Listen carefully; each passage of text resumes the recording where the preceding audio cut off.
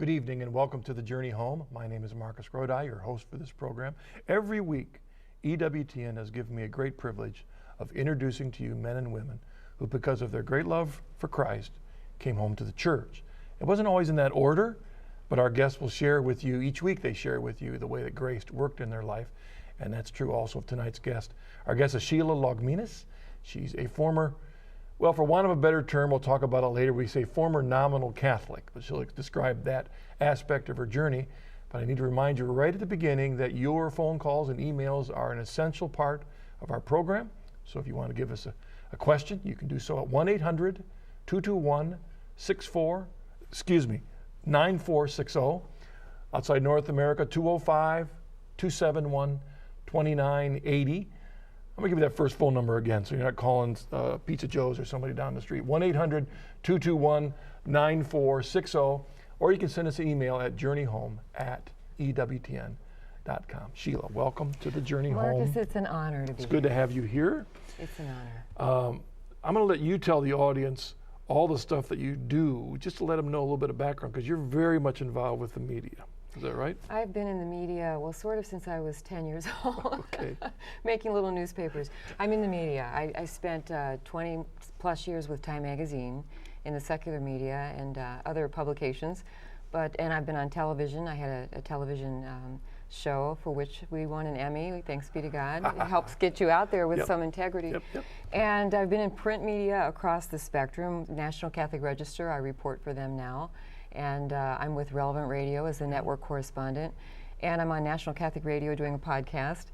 And I'm a blogger. I ventured into that world a couple years ago. So it's a great deal of the media. And in the blogging world, it's very much the secular, the news politics of the day, grounded in what I hope to be the truth of the faith. What cracks me up is that there are probably a few in the audience that have no idea what a blogger blog is. They know what a jogger used to be, but a blogger, they're just not quite sure. A blog is a web log. It's like, for me, it's an extension of my reporting. Yeah. And it brings people links and news stories, and it's sort of like wrapping it in analysis, and here's kind of helping to shape a news story. Yeah, but that's what it is. I think blogging is really a neat thing, and it gets some ideas out there that otherwise it'd be hard to get into print. So I think it's a wonderful thing. In fact, I'm pretty sure your information will be on the TV screen in case someone wants to check out your blog. But every week what I do, first of all, you've seen the program, I get out of the way and invite you to give us a little snippet summary of your early spiritual journey, if you would, Sheila. Well, as you mentioned at the beginning, the Nominal Catholic, we'll get to that, because I was born into a great Catholic family. We had a great Catholic heritage, especially on my father's side, and my mother converted to the faith when I was a child. So from early life, I was just absorbed in a Catholic setting at home. My father, I had an Irish grandmother, Irish-German heritage. My grandmother had a rosary on her dresser, and she lived down the street from a great stone convent, like the one in The Sound of Music, that I had two great aunts at, a great-great-aunt and a great-aunt, Sister Sacred Heart, Sister Immaculate Heart. And as a young child, that was very formative for me, going to visit them in their cells, like the nuns here, they were cloistered. And they were on the other side of the altar at Mass, and that was just, to me, so awesome, this big place. And then I remember on the landing of the stairs in this great stone convent, this giant St. Michael the Archangel statue, and I would stand in front of him and stare up, and this was all so formative of my early years. And I grew up, with that, steeped in the rosary and the Mass and the smells and bells and all of that, the incense and everything, the ceremony, the ritual, the Latin. And so I grew up steeped in the faith. And all the way through, I had nuns and some priests in Catholic school, in Catholic grade school. Very much loved that, loved the nuns, and was close to them, talked to them on the parking lot and the playground and all that outside. We became friends. And so there was this Catholic culture I lived in. And as a young child, as naive as I was, that being my world, I thought everyone was Catholic, or just happy, to know Catholics. And I really never knew that there was such a thing as anti-Catholicism or many other denominations out there until I got old enough to, to venture out more. But it was in high school that, things started to be a lot crazier in the culture. The culture got very wacky, and the church changed a lot. It went through a lot of changes after the Second Vatican Council. The church as you experienced it, not the church. The church as I experienced it, Yeah, that's a yeah. very good distinction, because the church around me changed a lot with what I understood to be the celebration of even the Mass, you know. The guitar masses and the banners and a lot of nuns no longer had habits, and it was just very different. Everything seemed like a trajectory of change. Just it was, and at the same time, the culture was going through a radical change, you know, with craziness out there, you know, the free everything, free love, free everything without a conscience, and so I became unmoored, you know, after a while, trying to figure out where the truth was in all of this, because since I was a very young child, truth has been very important to me. The existence of such a thing as an absolute truth has always motivated me. And so by the time you're in high school, you're already at an age when you question things like that. But by my high school years, the church had started to change.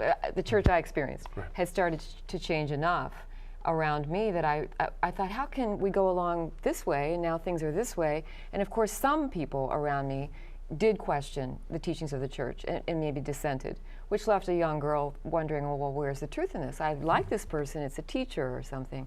So, you know, when there are a lot of Catholics out there, I know, because I'm related to some, who have left the church over things like that. They ran into dissent, and then they believed maybe that to be the truth, and questioned the teachings of the church at that point. So were you in a Catholic high school during the midst of all this craziness? Yes. In this craziness, I was in a Catholic high school, and it was craziness enough that, you know, there was a priest who taught my math class who left the priesthood, and got married, and you know, it was just everything around me was no longer grounded as it had been growing up. So I was still a Catholic. I never thought. In fact, as I told you before we went on, there was never a time in my life that I thought I wasn't Catholic or didn't want to be. Never.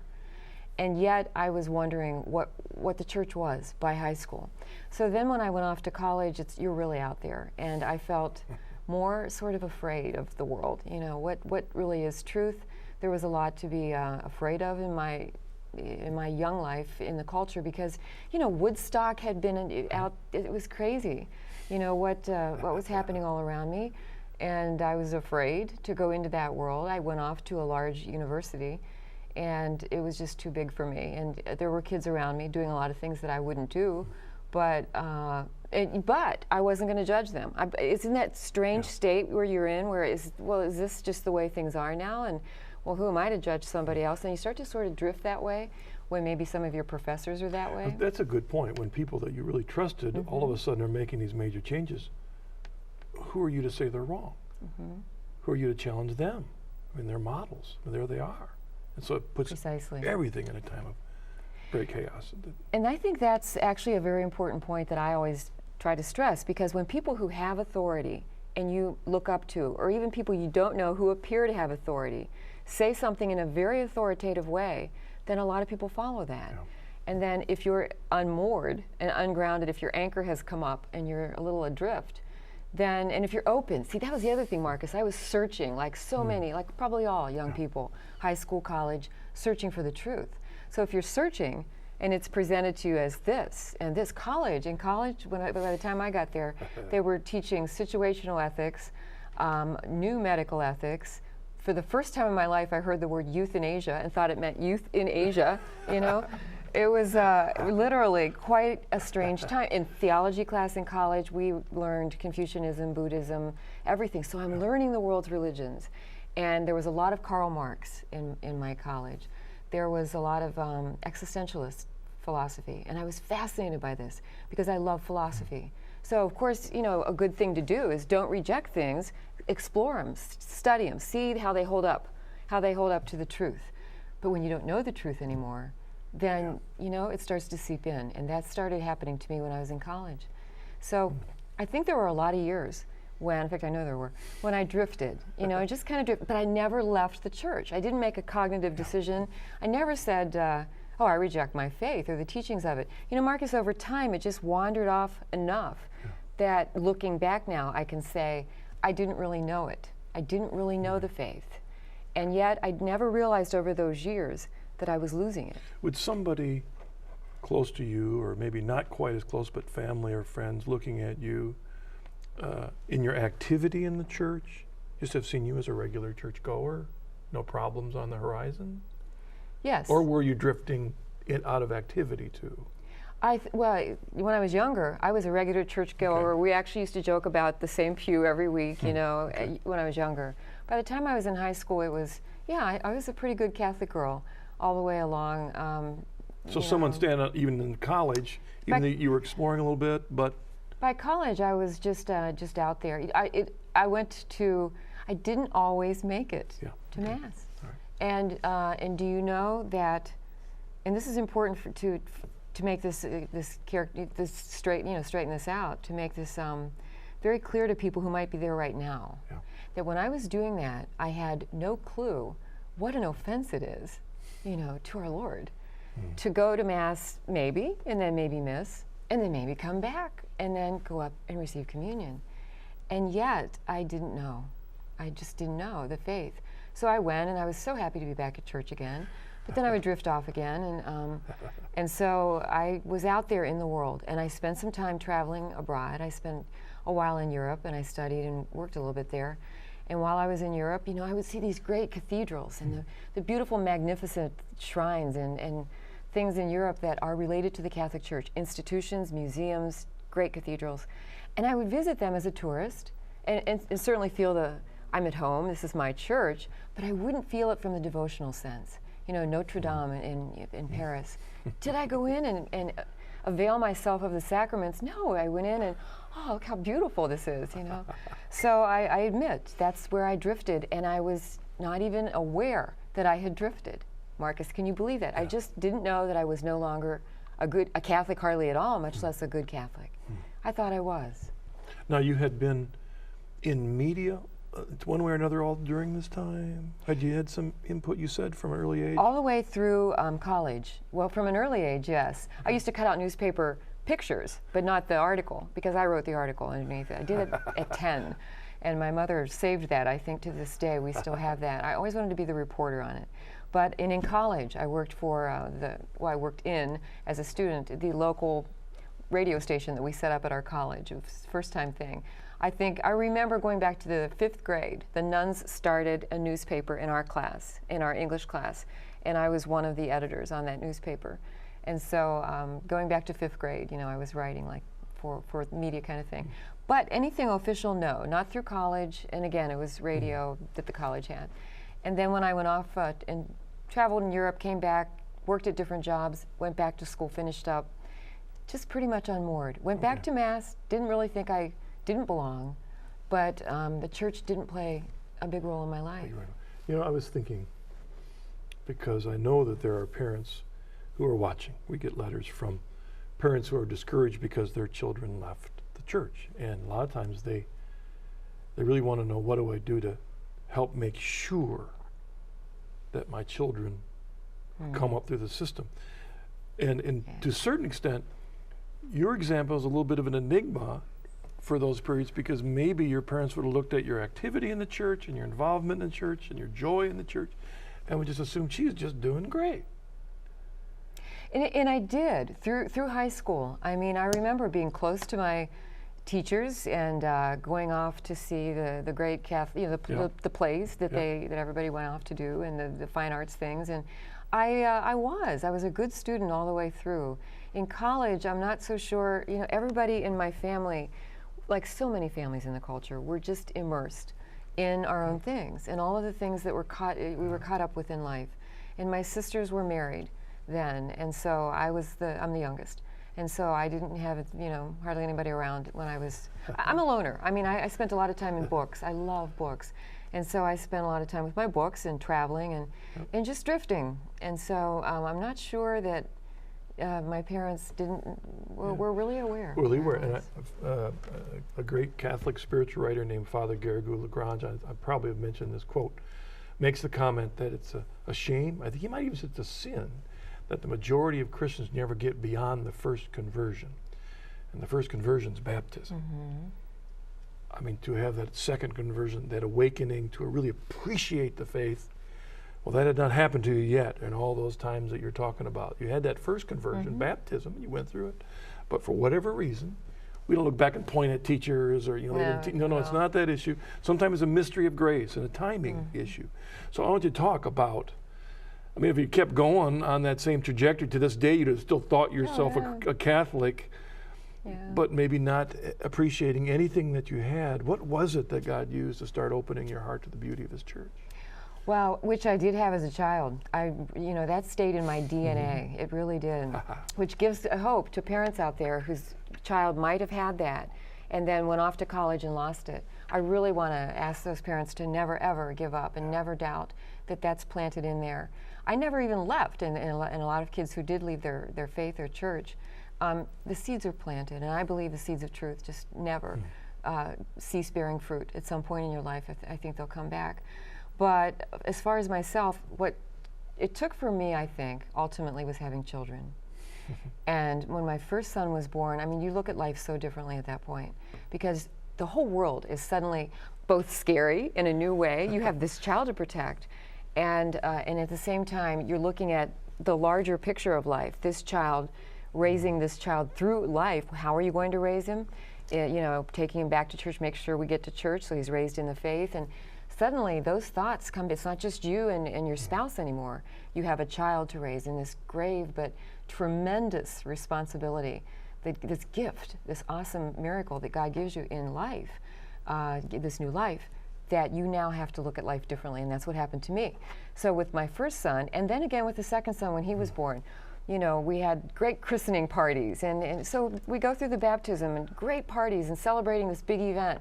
And now that I look back, I realize I didn't really realize what a tremendous event christening actually is, beyond the big party and the baptism, and it's all very nice. And it was awesome when they became Catholics, and I, at the time, celebrated it in a way that, was just, oh, this is good. Yep. They're going to be Catholic in the church. So I got back to... More of a rite of passage. Right. Rite of passage is right. I got them back to church on Sunday. I was regular Mass attendee at that point. Something I have to say right here is that along the way, in high school, in college, and then when I was a young adult and started having children, there have been key priests who have been very significant to my both conversion and even before then.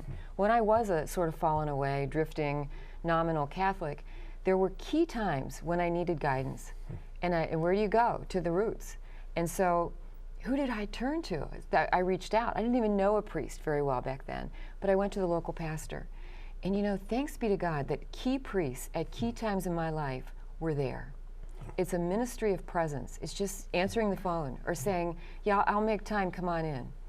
And that happened to me then when my son, it was before he was even born. I knew I needed to get back on a better direction. So I went to see the pastor I didn't know, and he welcomed me to come and talk to him for spiritual direction. He was always there when I needed him. He was a great shepherd. And then when my son was born, and I took him down there and got him into Mass on Sunday, every Sunday, and this became something I became much more absorbed in the faith again. And I wanted my son to learn the true faith. Well, I realized I didn't really know the true faith anymore. So I began learning it with him, and then the second son, they started to go to Catholic elementary school, and same thing. You're going to all of the events, you're going to all, everything that they do. You go to the Masses when they have the children's school Mass each week, and all of that went just beautifully. But I wasn't really, as so many people, I think in our culture, cultural Catholics, I think we were. And I wasn't really steeped in the truths of the faith. When they were in younger grade school years. And again, key priests were playing a role in my life, just knowing me, talking to me, answering questions about the faith. And you were just falling in kind of lockstep with so many. Right.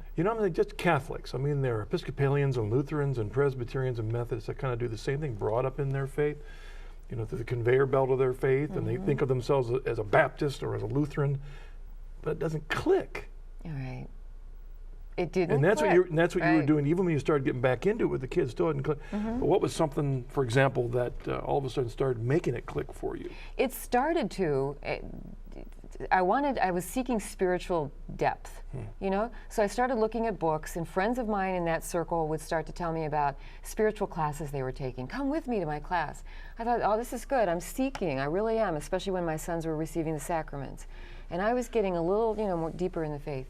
But I would go off to the spiritual class with a friend, and it turned out, I didn't know what this stuff was, sounded good to me. I was seeking Jesus Christ. And I knew it then.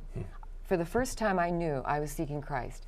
And I go to this course with this friend of mine, and it was all strange to me. I thought, what is this language they're using? You know, a goddess? Who's this goddess? And I asked her after this class, well, she said, you know, what do we call the male God that we know? I said, God the Father. Wait, you're not talking about an equal, you know, New Age. This is the New Age movement. So I got out of there fast. And these are Catholics that invited you? Fallen away Catholics, distinctly fallen away Catholics, unlike myself, who actually did leave. And in some cases, a couple of them, they were Catholics who would come back to church on Easter and Christmas. Sure. And they were friends of mine. And I don't know if I saw them again today, I would say that they are still my good friends, but I haven't seen them in years. And I don't know where they are with their walk in life. But I know that where that led me was I raced back to the Holy Spirit. The Holy Spirit the nuns taught me in childhood, in Catholic grade school, was my friend, my protector. That much stuck with me. And I knew that when I was in trouble spiritually and seeking, I went to the Holy Spirit. And I asked just guidance. And so at that point, things started to turn really fast. And by the way, in this interim, when I'm still searching for where the truth is and what the truths of the faith are, interestingly, we just discovered one day EWTN on television when my mother-in-law came to visit, and we were looking for something nice at night for her to watch. And we came upon the Mass on EWTN. And we said, oh, this is nice. Let's leave this on. And it was the first time we ever discovered it. So off and on, I would go to EWTN in that phase of my life. But there was still yet to come a major turning point. And that was when, in my son's grade school years, when I had just a standard routine medical exam. And I never thought of it this way. I've seldom told this story. But I went and had all these tests done, routine, checkup. And one of the tests came back alarmingly bad. And my husband is a physician and called home and said, get to the hospital right away and have your blood drawn again so that we can have a retest and see, don't worry about this. It's probably something's wrong with the test. But I think we were all nervous. Why did it have such a terrible result? And at this point in time, I had been just friends on the school playground with a priest at our parish who had come from Mexico. And I only saw him at school when the boys were there. But for some reason, he called the house right when I was getting ready to go to the hospital to have a retest. And hello, how are you? And I was falling apart with fear, I think. And so I said, I can't talk right now. I have to go to the hospital. Please pray for me. And he said, what's wrong? And I said, I can't tell you right now. Please pray for me. And I hung up the phone, and I headed up the stairs to change to go to the hospital to have a blood redraw. And I collapsed on the stairs and crying in tears because I knew that I had 2 little boys that I had to raise. And whatever this blood test said, that meant these values are off the charts. This is a terrible blood test result, meant that I could be in serious trouble. And so I would never make a deal with God, never. But in my tears, I said, Lord, if you allow me to raise, not if you allow me, but please allow me to raise my sons. And then you can take me anytime. And Lord, if you do, I give you the rest of my life and all of the rest of my work for as long as I live. And then I picked myself up, changed clothes, went off to the hospital, praying the whole way into the emergency room. And as I walked in the door, I was so calm, Marcus. When I walked in the door of the hospital, I was saying to myself, not my will, Lord, but thine be done. And I meant it. I really meant not my will, whatever is your will. And that's when I didn't know, until years later when I put all that together, I didn't see that as the turning point. But until that moment, I didn't realize how much I was ready for the will of God and how much I wanted it, how much I wanted his will, and to just abandon myself to the Father's arms. And that's what did it, I think, realizing it at the time that I wanted his will. So after that, I didn't see things happen fast. It's not like falling off a horse or being struck by lightning. But looking back, that was the turning point. Again, looking back, so many things fell into place after that. Coincidences that people call God incidences. When your path crosses somebody else's, somebody calls you on the phone. I had a business meeting with somebody we knew very well and worked with all the time, and he just kind of dropped the fact that he just got back from vacation from a Marian shrine. And I thought, oh, I've heard about that place before. And so... Before we get beyond the hospital thing, though, you got the news that... How can I race past that? So, yeah, not only that, this is so important, that when I got back from the hospital, my husband demanded an answer fast because this was scary. And he called back within a few hours. And he said, no, he didn't call back. He made the lab call back because the lab messed up. And the lab called back and they apologized profusely. And the man was kind of laughing nervously and he said, I don't know what happened. I can't really explain it, but you're absolutely fine and you're absolutely healthy and all of my values were completely normal. And he said, well, the best thing I can explain is that sometimes these things get corrupted, samples get corrupted, in the transfer. And I said, oh, I understand. He said, I'm very sorry. We won't charge you for that. And well, okay, thanks. I think I've paid a price already. But when he called back and said that, and I realized with the enormity of relief that I was absolutely fine, but I remembered the prayer earlier, not my will. And I knew right then there was some greater purpose in that will of God, that I'd be fine. And I felt I was fine, but once I heard that, I remembered, okay, I made this promise. This is my promise. And so this is so important to me. So I started going to Mass more, and then it became daily Mass. And I started to rapidly increase my need to know this faith. And it was at morning Mass once, during one of the readings, was either the reading or the gospel, that I heard like a bolt. I heard, he who puts his hand to the plow and looks back is not fit for the kingdom of God. And I thought that was meant for me.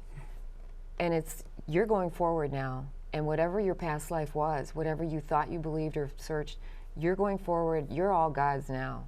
Everything belongs to him. And that was, I remember that turning point. That has become part of my reminder slogan for myself in my work. Don't look back. You've put your hand to the plow. Don't have doubts, especially when new opportunities open up. Don't look back. You've put your hand to the plow. So that was important. I read everything I could get my hands on. And I learned as much about the faith as I could. I put EWTN on in the background all of the time. You can ask my sons, they can attest to this. I had a kitchen television set on the counter, as so many women do when they're working in the kitchen a lot, and it was always on EWTN. My husband in the beginning was teasing me a lot about this new fascination. It's always EWTN in here. And I said, I can't get enough. I mean, they have so much programming that teaches you the history of the faith, art, architecture, literature, the great authors, the saints. I was learning so much. But the more I learned, the more I realized this is not just our church, this is life. The idea of a university, Cardinal Newman. I mean, this is the beauty, art and architecture, great philosophy, the great Catholic intellectual tradition. This encompasses all of life. And I was learning this in such a rapid succession that I remember, I have to tell you this quickly, one day I was on my treadmill down in the basement where it was a finished basement, the boys were playing around the corner, and I was reading Chesterton, particularly orthodoxy. And the boys both heard me around the corner shout, yes! And they came running and they said, what's wrong? And I said, this is the truth. I found the truth. And they said, what is it? And I said, it's orthodoxy, it's Chesterton. Oh, okay. But it was the beauty of Chesterton telling the story, if you've read it, of the man who sets sail from England to go out in search of great discoveries. And he makes he makes a turn somewhere thinking he's landed on a whole new world and discovered a whole new world. And what he's done is really the sail came back to England and he's rediscovered England. Yeah. And it was a wonderful analogy for branching out there and then seeking the truth everywhere. And the more you seek the truth, the more you wind up coming back again to the fullness of it. I came back full circle to the church. With a great love for it. You're making me think of the one beatitude about hungering and thirsting for righteousness. I mean, a change in your heart to really hunger and thirst for Jesus Christ, for his church, for the truth. And I'm wondering to what effect it had on your career, your work in the media. Did that change have an impact on that? Because I'm not sure what place that conversion took in your journey. This is really important. I was with Time magazine still at the time. But see, while I was at Time, this is very important distinction for people who are listening who are in the world themselves. They're maybe brothers, sisters, sons with daughters, whatever, are out there in the world. To be, again, never having left the faith, while I was in, mainstream media, I just saw things as everybody's trying to be tolerant, trying to be, we didn't have the term political correctness back then, but just trying to be tolerant. Everything was okay. I understood why people felt the way they did. I might not have agreed, but I was very open and understanding. When I came back to the faith, to the fullness of the faith, and felt that I just so was absorbing the truth as fast as I could, and it gave me the worldview, the sense of the worldview with the natural law and the moral order, the absolute moral order that exists, then I realized everything does have a certain order by which it should exist, by which it should continue, which helps me, I think, and I think it should help all people in their professions to see what the right order of things should be. So say, what's the difference between a journalist in that now converted state of mind and a journalist who maybe doesn't practice the faith? Well, you see an order to things. You see what is the right order, because otherwise it's the order of the moment. It's as Benedict has said, the dictatorship of relativism. It's what happens to be the consensus of the current, culture. And at that point in time, I realized it's not consensus. It's not just where the culture is at this point in time, which so many people I worked with were drifting there. It's where the culture is. And I understood that until I came back to the fullness of the faith. And though I still understood it, I saw there is a natural order. There is a natural law written on the heart. I mean, it's like when anybody, whether they think they're an atheist or not, you're in line and some guy cuts in front of you in line and you think, that guy ought not cut in front of me in line. Well, where does that ought come from? That's the natural law written on the heart, what we ought to do. We ought to do the good. I flip open my phone, my cell phone, turn it on, turn it off. It goes off saying, be safe, be courteous. And I looked at that and thought, isn't that a moral statement right there? Be courteous, define courteous. See, everything is moral. Yep. Everything comes back to absolute truth. I'd like to read a quote as we end this first half section, because today's a special day, Our Lady of Lourdes. And I know that had a place to play in your own journey. I'd like to read a quote from St. Bernadette Soubirous. It comes from a wonderful book called A Holy Life by Patricia McEachern. It's a collection of St. Bernadette's letters and private journal. It's a wonderful book. But there's a quote here, and what I want to do is I read this. I want you to think about what this said, to what extent it describes your understanding of the faith now versus how you understood it before. St. Bernadette wrote, "O Jesus, you who were forsaken have become the refuge of forsaken souls. Your love teaches me that I must gain the strength I need to endure being abandoned by seeing how you were abandoned. I am persuaded that the most terrible abandonment I could experience would be to have no part in yours. By your death you gave me life. You delivered me from the suffering I deserved by suffering in my place. Because of what you endured on the cross, our Heavenly Father will not desert me. He is never closer to me through his mercy than when I am most united with you in your abandonment." That is so completely descriptive of my place as a converted Catholic, a reconverted Catholic, back in the church, realizing that I abandoned him. That so completely sums up the feeling I got anyway, speaking for myself, of utter abandonment that I probably had done against, offended our Lord with, by wandering off and thinking that the world is, according to whatever tune I'm whistling.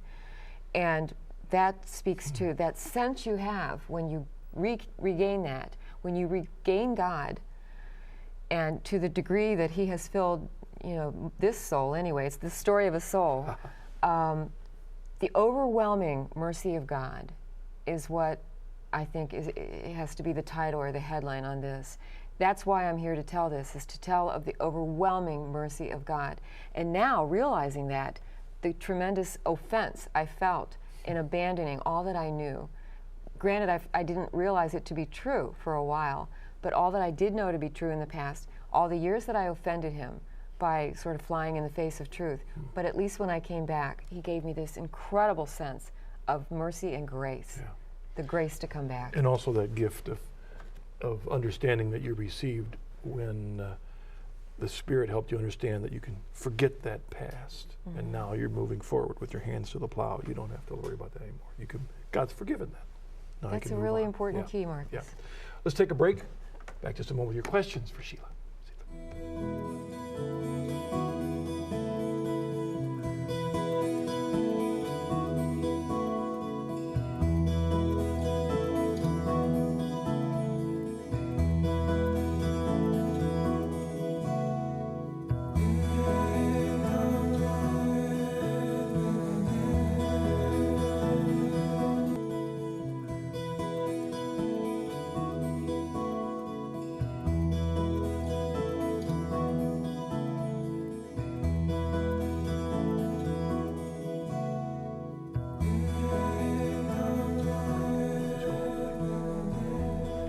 Welcome back to the Journey Home. Our guest tonight is Sheila Laugminas, and during the break you had a couple things you wanted to share before we took our questions. Absolutely. When I said earlier that some priests have been instrumental in all along the way in my conversion, this is so important. That priest who called me when I was on my way to the hospital to have the test redone said, all I said to him is, "I'll talk to you later, I have no time to talk." Well, he called me back later that day, desperate. "What's wrong? What happened?" And I told him. And he said, "I went straight to Our Lady of Guadalupe." He said, "I prayed for you to Our Lady of Guadalupe. Do you have an Our Lady of Guadalupe in your house?" And I said, "No." And he said, "Well, get an Our Lady of Guadalupe and pray to her always, because that's who I went to." So I have to admit that I had no Our Lady in my house. I didn't have her any longer. I had her as a child. We went to the May crowning when I was a child. I loved May processions. We prayed the rosary all the time. I no longer remembered how to pray the rosary. I didn't have an Our Lady. And when he said that, I went out that day and got a statue of Our Lady. And this is so important because so many people out there, even in my own family who've fallen away, my extended family, don't understand the Marian devotion. But it's that but they come to me and say, "Will you pray for this and pray for my friend?" Well, we're going to her to pray. So when I got an Our Lady of Grace and the Madonna, who I related to as a mother of a child, that was so key in my life. And Our Lady of Guadalupe has become very key in my life. And Mary in general, through that initial intercession of that priest the day I went back to the hospital. And then the second thing quickly is that you talked about not looking back with regret. And I say this to so many other people who either themselves have it or themselves, have children who are in this position. You don't look back with regret that you had all those years that you could have been better. Gee, I wish all my life I'd been where I am now.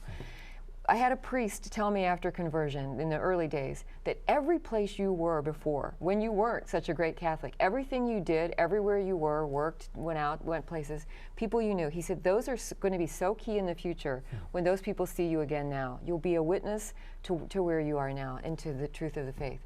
And so these are great moments for priests in my life, but also to bring Mary and to bring the truths of the faith into my life. Very good, Sheila. We've got a couple emails and calls. Let's go. First email, Roger from Vermont. Writes, "Dear Marcus and Sheila, what impact has adoration of the Blessed Sacrament had on your journey back into active membership in the Catholic Church?" Thank you, Roger. Do you know that before I had this major conversion, if somebody had asked me to define Eucharistic adoration, I think a lot of cultural Catholics out there can't. And I sympathize with that because, a lot of people don't know what it is. But adoration of the Blessed Sacrament, the Eucharist, oh my gosh, when I found that out, once I came to conversion and my sons and I started going to the local chapel to Eucharistic adoration, which we were blessed to have one very near our home, that became a weekly commitment. And our family went every week to a committed holy hour in front of the Blessed Sacrament in adoration. That made all the difference. Everything since then has fallen into such a beautiful place in my family's life. I have one son studying to be a priest. He's a seminarian in major seminary. My other son is in a big university and studying philosophy, English, and communications and histories. They're both awesome students.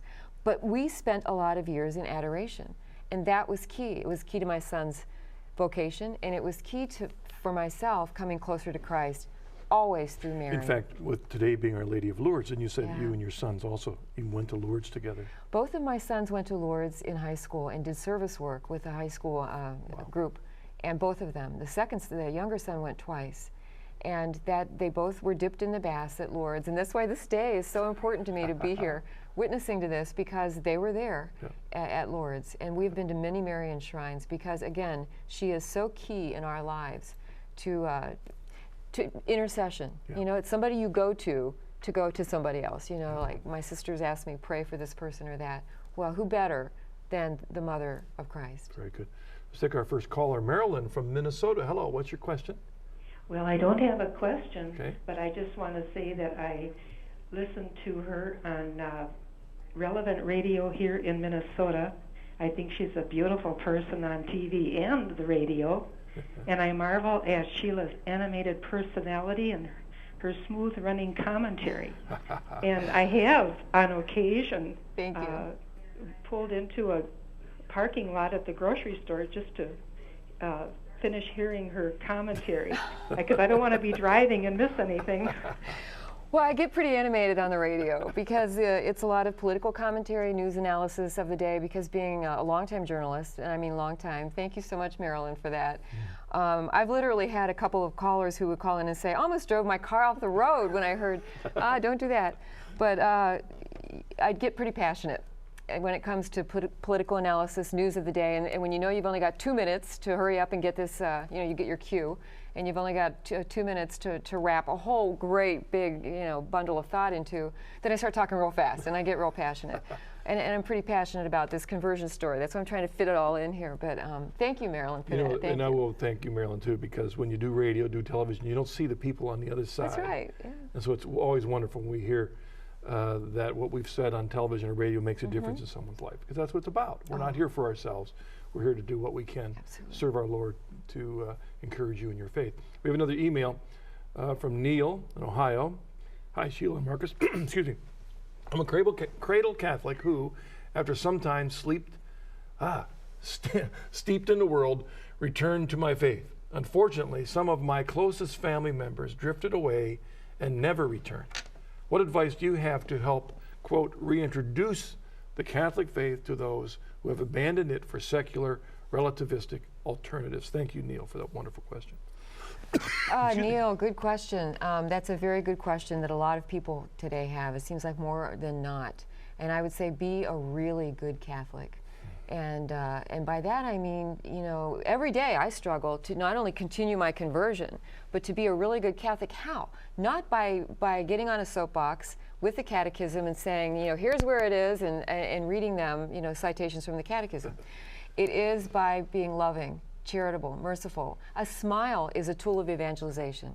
And that's an amazing thing to do. Just, be able to smile at a cashier who's just snapped at you. Or in terms of your family, be a converted person yourself, and that's the greatest witness there. In fact, when somebody sees that you have something, joy, even in the face of trials, when you have a lot of joy, when you have charity, when you're willing to forgive something that, well, how can you forgive that person? They see that in you and they think, what do you have? I want that. That's what I would say. And I'm not so great myself, but I work on it. Well, you said earlier in the program also to never give up on those in your family. So that emphasized also the importance of praying for those family members. And in fact, sometimes my guests have said that after their journey back, that's when they discovered that their mother had been praying the rosary for them all those years. Because you just don't know how much of your own comeback to faith was a result of the prayers that somebody you didn't even know about had been praying for you many years. Because conversion's always by grace. This is why you can never, ever give up hope. And in fact, just drop a line now and then, just every so often tell someone you're praying for them. Because I've done that with an absolute stranger, but somebody who was going to come and work on our house. And the man didn't show up. And I called him, reached him in his truck, and he said, he was nervous and he apologized, and he said, my father died this morning. And I said, oh my gosh, why are you answering my telephone call? Go. I'm so sorry. And he said, no, I'm sorry. I know I didn't get there today. I have a lot going on. I'm going to my father's house. They just called me this morning. He just died.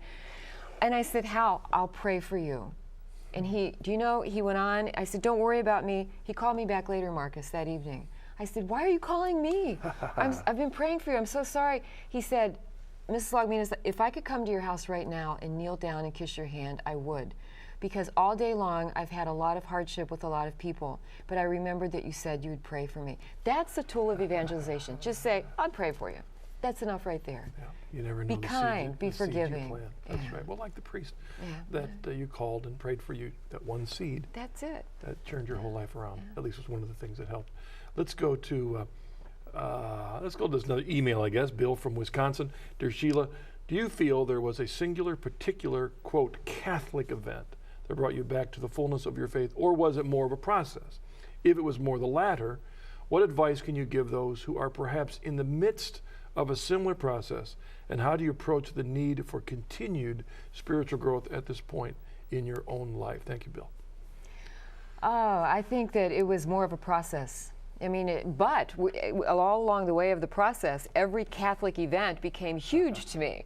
I mean, when John Paul II would go on any papal visits, and then EWTN would cover that, I would have that on for hours, watching it, all excited, following everything. I watched EWTN so much back, like as I said earlier, back then, following the great Catholic events that you covered, whether no matter what they were, and especially papal events. So the Catholic events became larger in the process as I went. It was a process, I will say. Regular adoration, visits to the Adoration Chapel were so key. Daily Mass for me was huge, transformed my life.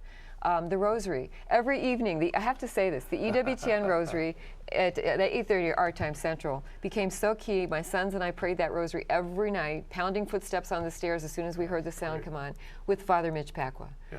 So in my process, he said, to finish it off, he said, is it an ongoing? Absolutely. We go on pilgrimages.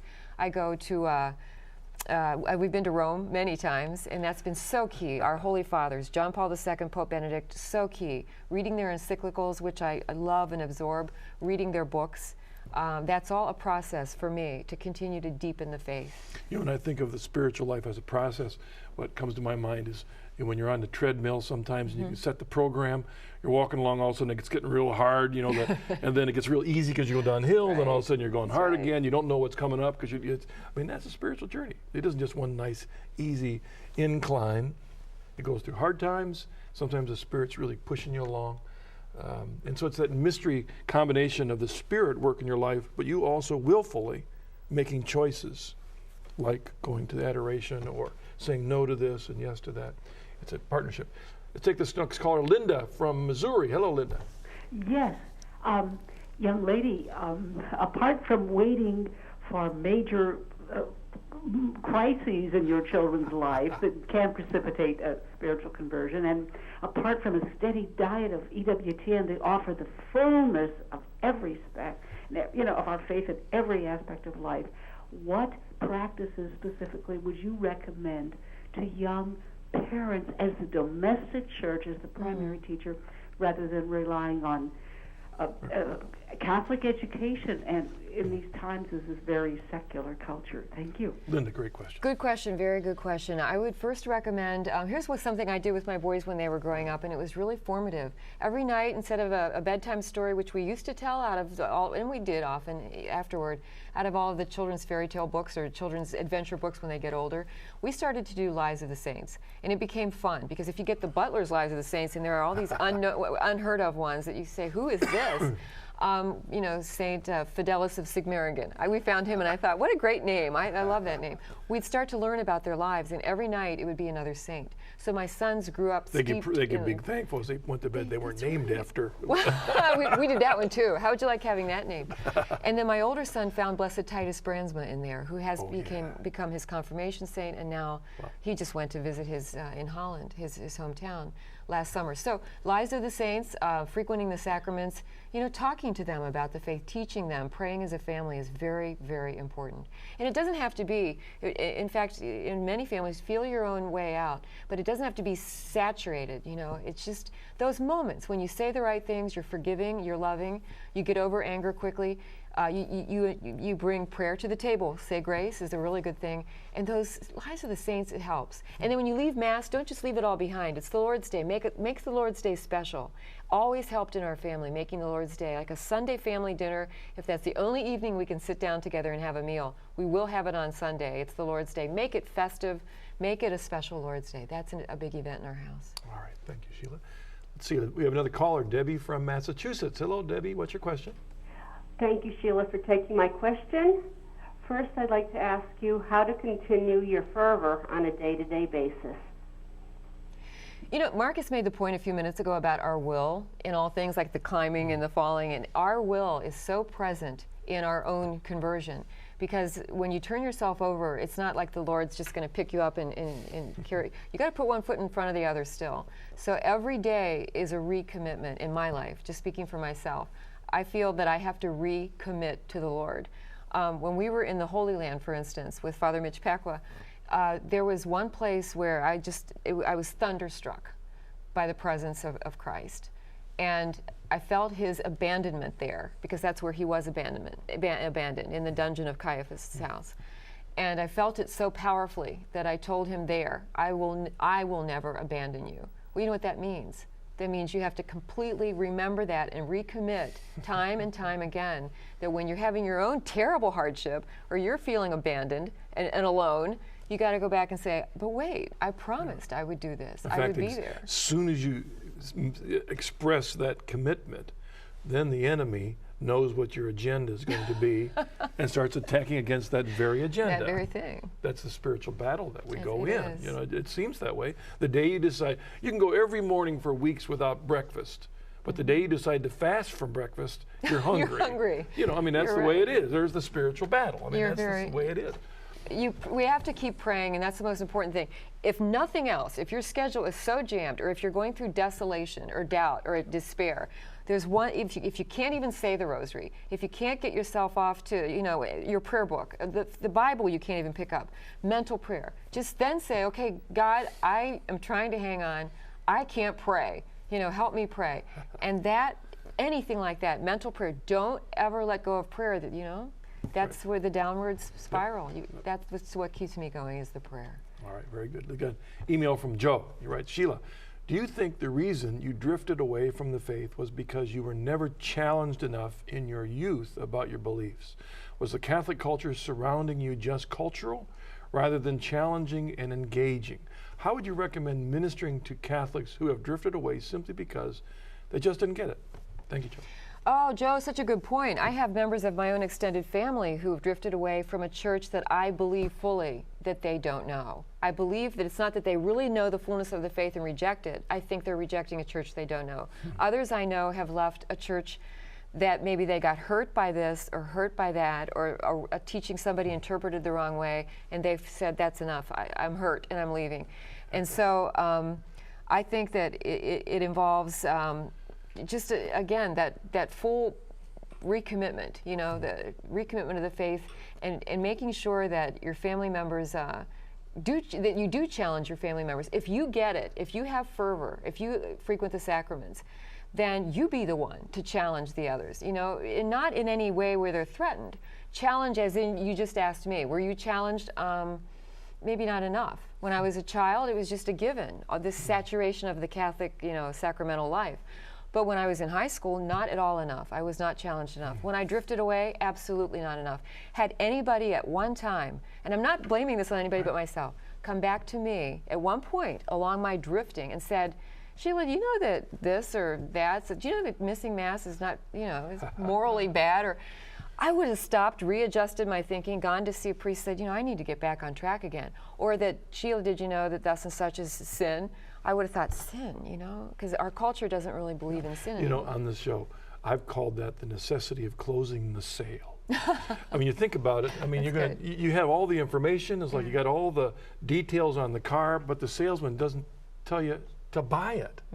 I mean, we need to make sure we close the sale on our children, or somebody else will. You're so right. You know, so that's taking that challenge, challenging people. If we see people that are drifting away, you know, part of the 60s and 70s was, well, it's not my job to challenge them. You know, but no, we are to reach out and to challenge somebody, to befriend them, to love them, pray for them, and like we said, kind of close the sale. In closing, I don't mean close the sale at this point, but let's say we got some people out there watching who are now just the way you were. Now they go to church, but they haven't quite. What would you like to say in closing to encourage them to grow in their faith? Boy, I'd like to be that one voice that I wish I had a whole lot sooner. You know, to invite them back to the church, and say, invite them to even pick up. You know, if you can't start with the church, then start with, like, you know, Chesterton or some great writing about the truth. Because if we're really out there, no matter what our ideologies or agenda in the culture, if we're really out there seeking the truth, then we can't be afraid, you know, to pursue an invitation like come and read Chesterton, or come and read some of these, you know, Aquinas, the Summa. Oh my gosh, how about Peter Kreft's Summa, the shorter Summa, something like that. Or even right now, Pope Benedict's recent encyclical on hope is a wonderful. Spe Salvi. Yes. That God is love. Pope Benedict's first encyclical, God is love. How basic is that? Read it, and then invite others to do that. And I would say, boy, be that voice for somebody else that I wish I had sooner. But I thank God for His mercy and grace for bringing it when He did. How about one last thing? Just let them know that if they want to find that blog of yours. Inforumblog.com. INFORUM blog.com. Sheila, thank you so much. It's thank an you honor. for your work in the media as a witness to Christ and His church. And our prayers are with you, because it's a battle out there in the media. Thank you so much for sharing with us. Thank you for joining with us. It's always a pleasure. God bless you. See you next week. That